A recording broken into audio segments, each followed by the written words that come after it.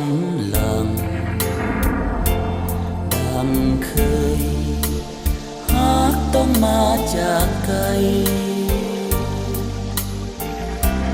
ถูกลือสุขให้สนใจโลกเปลี่ยนแพ้ใจสัญญาเมื่อก่อนนั้นนางนอนแน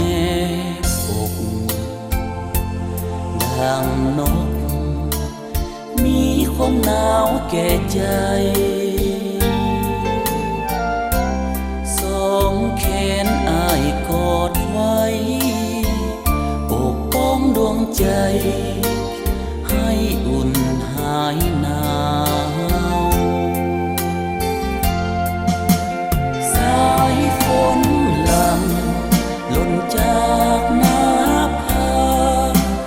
ซึมต่อสีวามา